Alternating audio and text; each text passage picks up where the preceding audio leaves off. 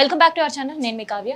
So విజయనగరంలో తీగలాగితే సికింద్రాబాద్ బోయిగూడ కలరంగ్ కాలనీలో డొంక గదిలింది. ఈ మాట నేను ఎందుకు చెప్తున్నానంటే, మానవ బాంబులు హైదరాబాద్లో బాంబు పేల్వడానికి ప్రయత్నాలు సాగిస్తూ అండ్ ఇక్కడ ఒక టీంని రెడీ చేసుకుంటూ విజయనగరంలో దానికి సంబంధించిన రిహార్సల్స్ ప్రాక్టీస్ చేసుడు షురూ చేశారు. సో అక్కడ వాళ్ళకి దొరికిన తర్వాత సో అక్కడ ఉండే ఒక 20 మందిని గ్రూప్ తయారు చేసిండ్రు. సో ఆ గ్రూప్లో వన్ ఆఫ్ ద మెంబరు ఇక్కడ అని చెప్పి పట్టుకొని పోవడం జరిగింది. సో ప్రజెంట్ మనం వాళ్ళ ఇంటిని చూస్తున్నాం కదా. సో ఇందులోనే సమీర్ ఉండేది. సమీర్కి సంబంధించిన కుటుంబ సభ్యులు, వాళ్ళ సిస్టర్ అండ్ వాళ్ళ మదర్తో పాటు ఉండే పరిస్థితి.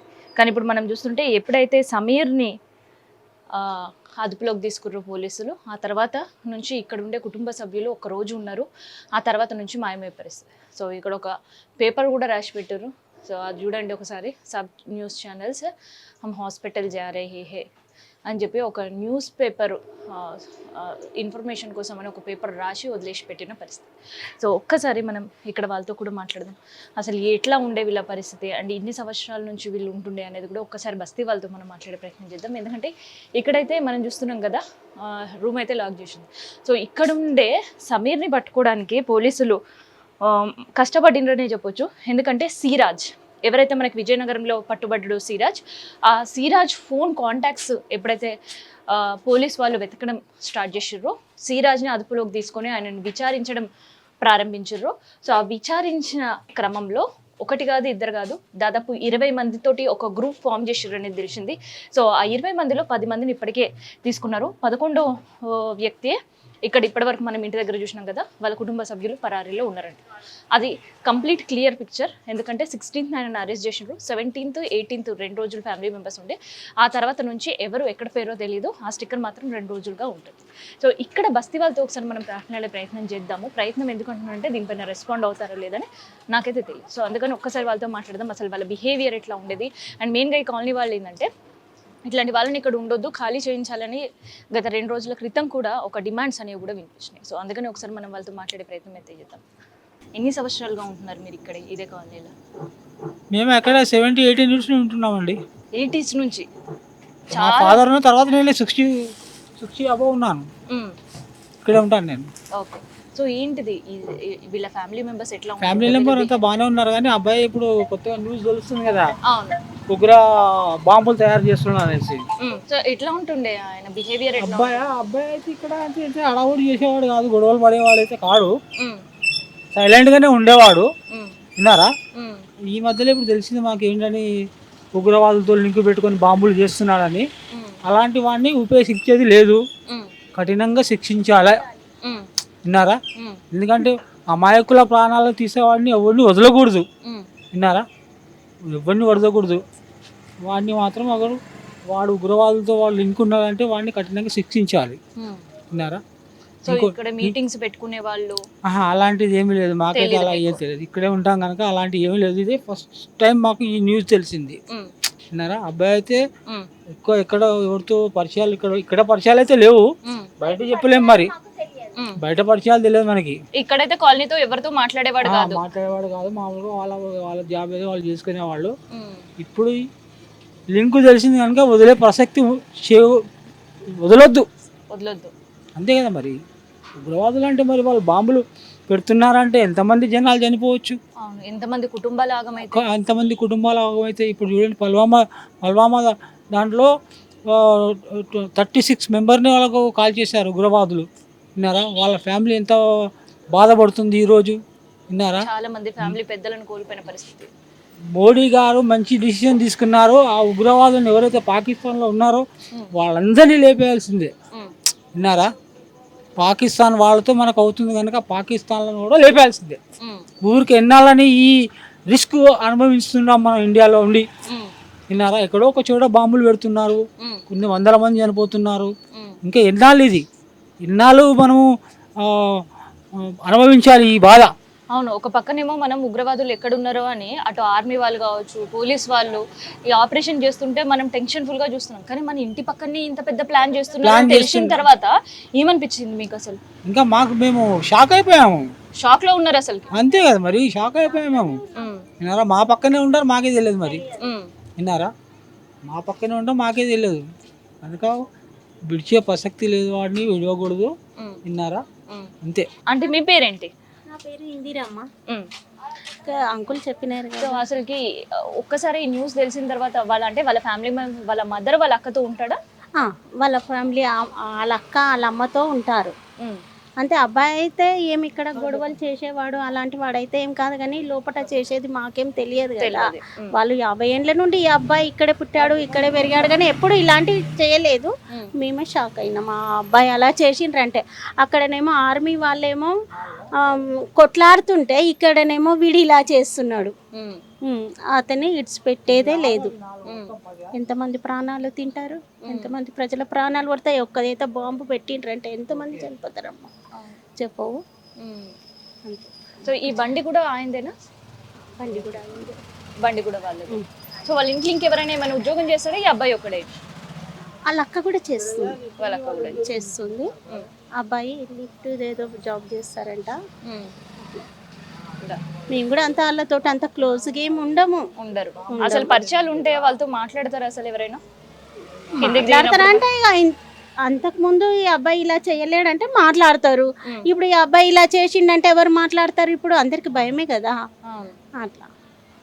సో ఎన్ని రోజుల నుంచి లేరు అసలు వీళ్ళు ఇప్పుడు ఇక్కడ? ఉన్నారు. ఈ రోజు పొద్దున్న ఎక్కడో వెళ్ళినారు. ఉన్నారు. వీళ్ళు 50 ఏండ్ల నుండి ఉంటున్నారు ఇక్కడే. ఓహో. అలా అమ్మ ఇల్లు కూతురు ఉన్నది. కూతురు తర్వాత అబ్బాయి కూడా ఇక్కడే పుట్టినారు. అమ్మమ్మ వాళ్ళ ఇల్లు ఇది. ఓహో, ఇది అమ్మమ్మ వాళ్ళ ఇల్లు. ఇక్కడే ఉన్నారు వాళ్ళు. అప్పుడైతే వాళ్ళంతా బాగానే ఉండేవాళ్ళు. వాళ్ళ అమ్మ కూడా మంచిదే, కానీ అబ్బాయి అలా చేశారు. అసలు ఏంది అసలు మీకు ఇంటి పక్కనే ఇల్లు, ఒక్క గోడ పిట్టగోడ అంతే అంతే. ఉగ్రవాదులతో సంబంధం పెట్టుకొని ఇక్కడ నుంచి ఆపరేషన్స్ చేయడం, ఇదంతా విన్న తర్వాత ఏమనిపించింది అంటే? మాకు భయం వేస్తుంది కదండి, భయం వేస్తుంది. అంటే అబ్బాయి అక్కడ బయట చేసినట్టున్నారు, ఇక్కడేం చేస్తే కనబడుతుంది కదా. ఎవరైనా వస్తుంటే పోతుంటే ఉగ్రవాదులు కానీ ఎవరైనా వస్తున్న పొద్దంతా మేమైతే ఉండమండి.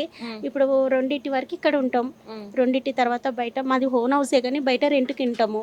మేము అక్కడ వెళ్ళిపోతాము. ఇక ఆ తర్వాత మాకు తెలియదండి. ఏం తెలియదు. టిఫిన్ సెంటర్ ఎప్పటి వరకు పెట్టుకుంటారు ఇక్కడ మీరు? ఇక్కడ మేము 12 వరకు ఉంటుంది. 12 వరకు ఏం హల్చల్ ఉండదు. ఆ తర్వాత ఏమైందో మాకు తెలియదు. ఏమైందో తెలియదు. చూడలేదు. అరెస్ట్ చేసిన విషయం కూడా తెలియదు, ఎందుకంటే మేము ఉండం కదా. నా పేరు కుమారమ్మ. ఎన్ని సంవత్సరాలకి వెళ్ళి ఉంటున్నారు ఇక్కడ? నాది 64 సంవత్సరాలు. 64 సంవత్సరాలు. మరి ఏంటి అసలు ఈ ఫ్యామిలీ ఇక్కడ ఉంది అని తెలుసా? అసలు తెలిసిన తర్వాత ఏమైంది, ఏమనిపించింది? వీళ్ళు ఇక్కడ ఉండలేకపోండేమ్మా ఫస్ట్. ఎందుకంటే వీళ్ళది మొత్తం నారాయణగూడ వీళ్ళు ఉండేది. ప్రస్తుతానికి ఆడ ఓను ఇల్లు. వాళ్ళ డాడీ చనిపోయినారు.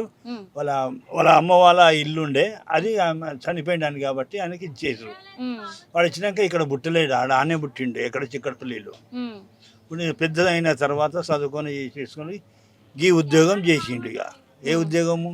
బాంబులు పీములు చేసిండు. మా బస్తీలో ఇన్ని సంవత్సరాలు అయింది, కానీ ఎప్పుడు ఇట్లా ఇటువంటి పిల్లలు లేకుండే మా దగ్గర. కొట్టుకునే వాళ్ళని లేకుంటుండే, మంచి కలిసిమెలిసి ఉంటుంటే ఆడుకునే జాగాలు ఆడుకుంటూ తినే జాగాలు తింటుంటే అంతే తప్ప ఇంకేం లేదు. ఇటువంటి నా పాలతో నా కొడుకు మా బస్తీలో వచ్చి ఇదంతా చేసిండు. అసలు ఏమనిపించింది అన్న మీకు ఒక్కసారి? ఉగ్రవాదులతో వీళ్ళ సంబంధం ఉండడం, తర్వాత బాంబులు పేల్చడానికి హైదరాబాద్లో మన గడ్డ మీద ఉండి ఇక్కడుండి ఇంతమంది జనాలను అవస్థ పెట్టాలి అనుకోవడం, చంపేయాలనుకోవడం, ఇవన్నీ తెలిసిన తర్వాత ఏమనిపించింది అన్న మీకు? అమ్మగారు, మాకు మొన్న తెలిసింది వీడికి ఇష్టంటి వాడు అని. పోలీసులు వచ్చి అరెస్ట్ చేసిన తర్వాత తెలిసింది వీడి ఇంత నా కొడుకు అనేసి. లేకపోతే పొద్దున పోతుండే సాయంత్రం వస్తుండే రాత్రికి పండుకుంటప్పుడంతా అందరూ వాడు ఏం చేస్తున్నా అనేసి మనకేం తెలుసు బిడ్డ? తెలియదు అసలు. తెలియదు. దొంగతనం చేస్తుండా, బాంబులు తయారు చేస్తుండా, వాళ్ళ ఎంబడి తిరుగుతుండా, చేస్తుండా అనేసి మనకు తెలియదు కదా. అందుకే మన పోలీసు వాళ్ళు వచ్చి వానికి చేసేసి రౌండప్ చేసేసి మనకు పట్టుకున్న తర్వాత మాకు తెలిసింది ఏమని ఇట్లా గిట్లా చేసిండు. అప్పుడు తెలిసింది ఈ ఇటువంటి వాడా అనేది. భక్తిలో ఎవరు పిల్లలతో కూడా మాట్లాడాడు. వాడు బండి కిక్ చేసినట్టు వెళ్ళిపోవడం ఏంది.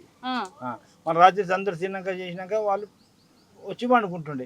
మరి తల్లి ఎక్కడ పోయినవరా? మరి ఎట్లా అయినా వాళ్ళ చెల్లె కూడా ఉన్నది, ఎడ్యుకేషన్ పార్టీ ఆ పిల్ల కూడా.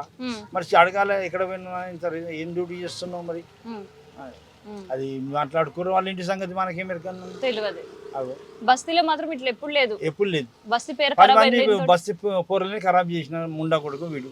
ఇప్పుడు అందరికి అదే కదా, చెడు పేరు వస్తుంది కదమ్మా. ఒక్కడు వెళ్ళినంటే 10 మంది అంతే అంటారు కదా, పోలీసు వాళ్ళు కానీ ఎవరైనా కానీ. అరే ఇంత ఇది జరిగింది ఉంటాడు చూసుండి చేయండి అనేసి పోలీసు వాళ్ళు అంటారు. వాడు ఒక్కడు చేసిన తప్పుకు 10 మందికి 20 మందికి 60 మందికి శిక్ష పడ్డది. ఇప్పుడు మంచిగా ఉన్న వాళ్ళని చెడు పేరు చేసిండి నా కొడుకు. ఇన్నేళ్ళ మా బస్సులో 60 ఏళ్ళు అవుతుంది. 60 మేము పుట్టి పెరిగి ఉమ్మరికి అయిపోతుంది. ఇప్పటిదాకా మాకు కొట్లాటలు లేవు, ఏం లేవు. హిందైనా ముస్లిం అయినా కలిసిమెలిసి ఉంటాం. అంతా కలిసే ఉంటుంటే వీడు ఎక్కడ పుట్టిండో ఎవరు పుట్టిండాడు వీడు మేము అసలు గుర్తుపట్టాం. మేము ఎప్పుడు వస్తాడో ఎప్పుడు పోతాడో ఏం పని చేస్తాడో కూడా తెలియలేదు. ఇక మనకెందుకు ఎవరు అడిగింది మన మా జాల మేము ఉంటే మా ఉమ్మరు పెద్దది. చిన్న పిల్లలతో ఎక్కువ మాట్లాడలేము, మేము బెదిరియలేము కూడా వాళ్ళని.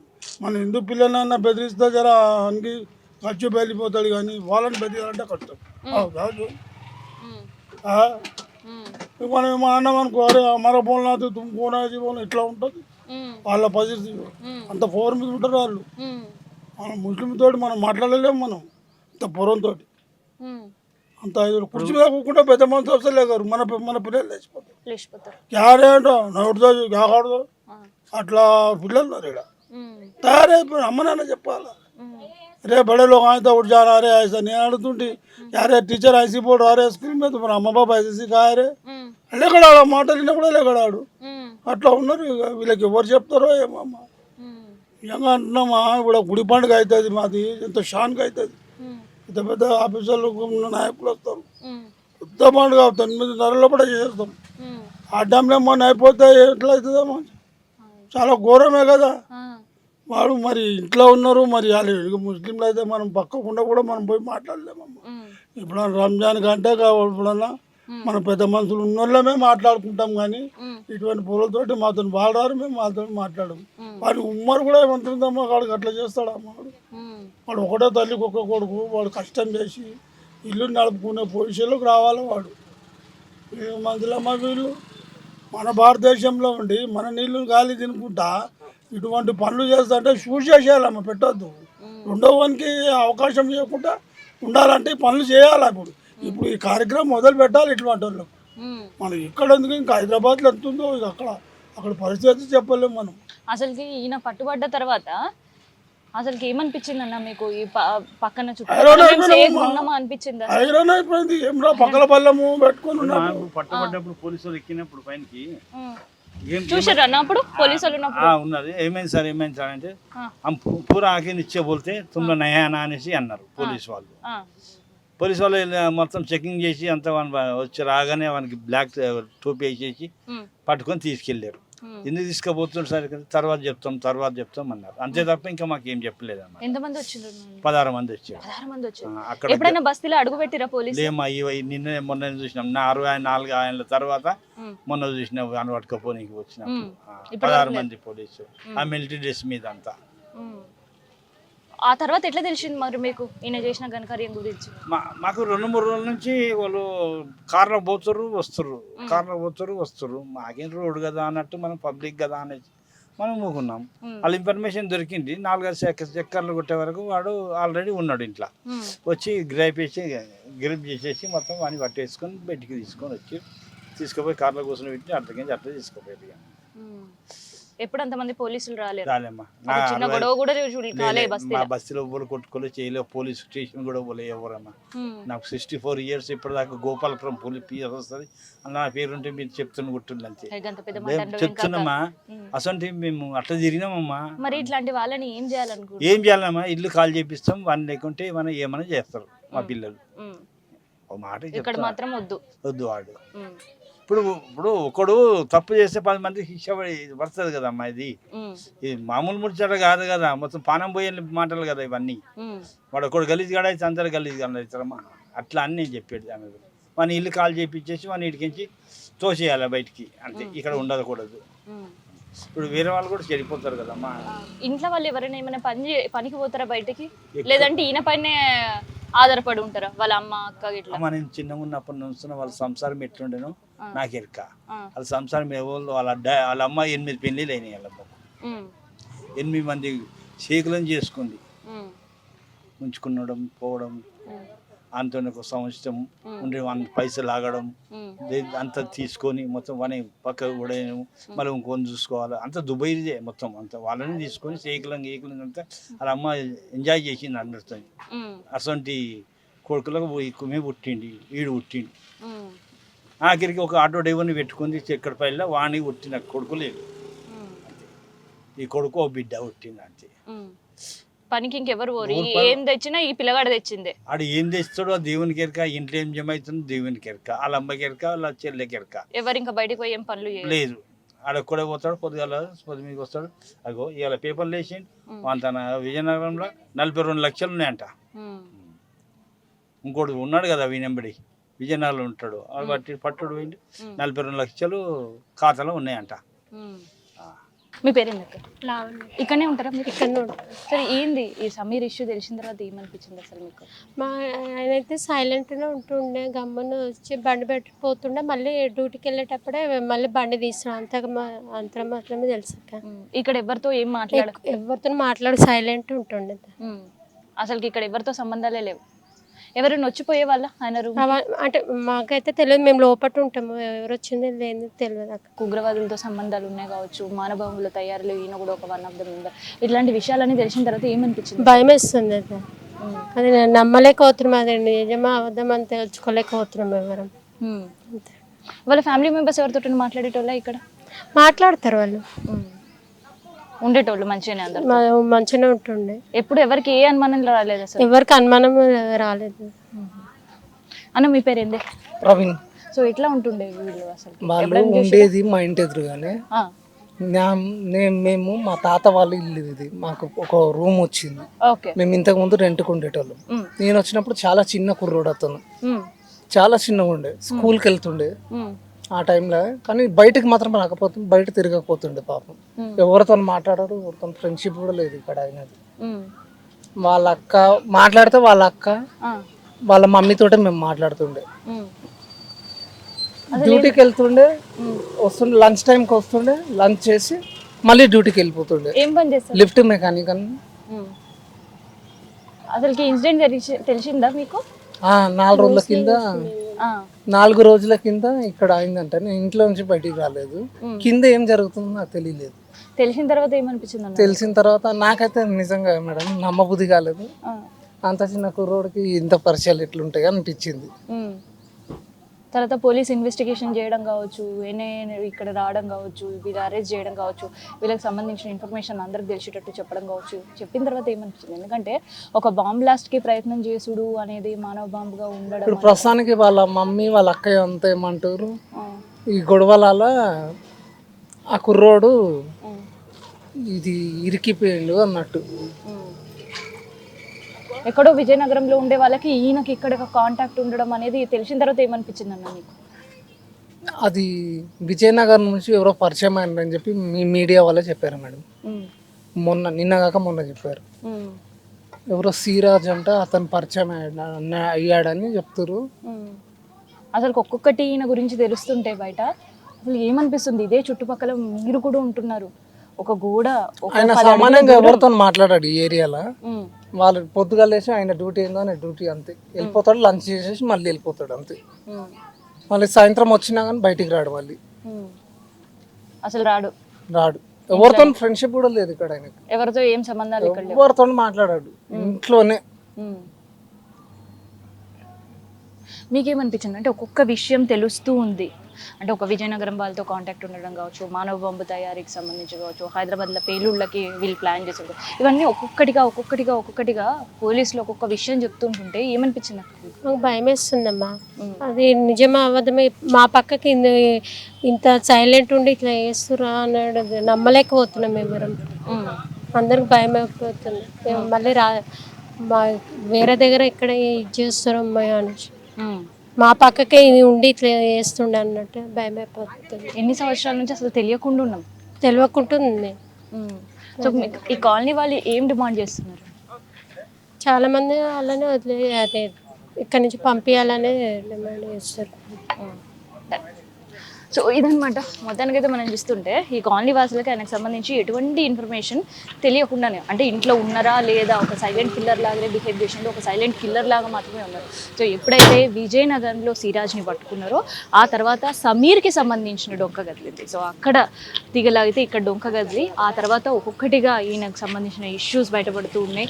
సో ఇక్కడ మిడ్ నైట్స్కి సంబంధించి ఇక్కడ ఉండి కూడా అటు హైదరాబాద్లో కొన్ని సున్నిత ప్రాంతాల నుంచి ఉండి జనాలను పోగు చేయడం కావచ్చు, ఈయన అక్కడికి వెళ్ళి వాళ్ళతో మీటింగ్ చేయడం కావచ్చు, ఇట్లాంటివన్నీ పేరుకు మాత్రమే లిఫ్ట్ మెకానిక్ చేసే పనులన్నీ కూడా చెప్పుకోరాని పనులు. ఇవాళ వాళ్ళ కుటుంబ సభ్యులే ఎగ్జామ్ ఇల్లు ఖాళీ చేసి తాళం వేసిపోయే పరిస్థితి అయితే ఉంది. సో ఇక్కడుండే కాలనీ వాళ్ళందరూ కూడా ఇట్లాంటి కుటుంబాలని ఈ కాలనీలో ఉంచొద్దు అనే ఒక డిమాండ్ అయితే వినిపిస్తుంది. మరి పోలీస్ అధికారులు ఎలాంటి నిర్ణయం తీసుకుంటారనేది మనం కూడా చూద్దాం.